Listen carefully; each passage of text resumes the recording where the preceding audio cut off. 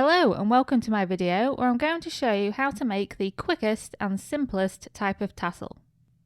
You will need one skein of embroidery thread, also called embroidery floss, some scissors, maybe a ruler, and also a sewing needle. Ideally, use a needle that's quite blunt, like a yarn needle or a darning needle. My first note is to keep the labels on the embroidery floss, as this will keep all of the threads nice and neat and keep them all together.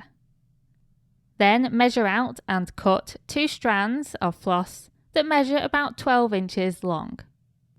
The best way to do this is to pull on the end of the floss whilst holding the small label with your other hand.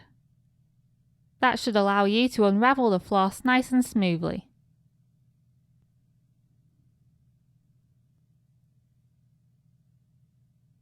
Then take one of these strands, fold it in half and make a knot.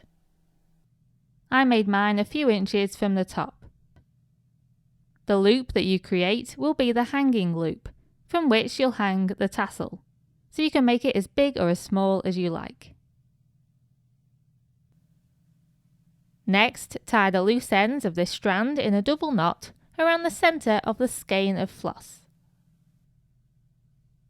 Make sure it's right in the centre and that you tie it nice and tightly, because you want to keep all of the threads together.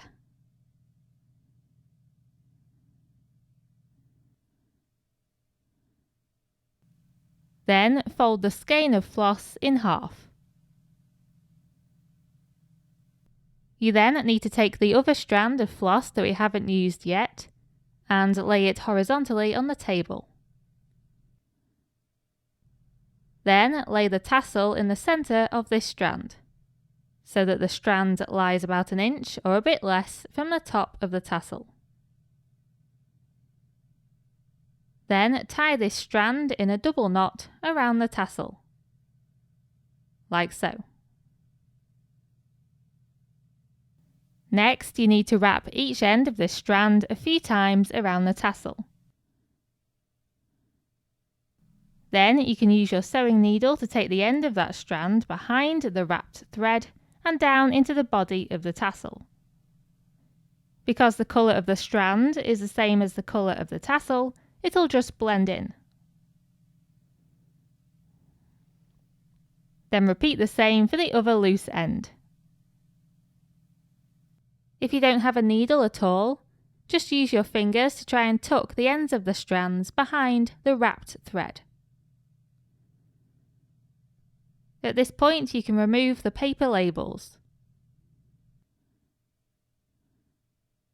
And then you need to take your scissors and cut apart all of the loops at the bottom of the tassel, to leave you with just individual strands.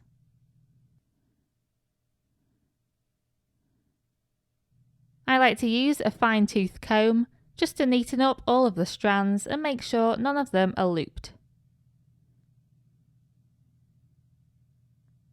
And as a last step, you just need to neaten up the bottom of the tassel by cutting straight across. And that's it, you've now made a tassel. This is the first in a series of tassel tutorials that I'm going to be making, so I hope you'll stay tuned for those. Thank you very much for watching.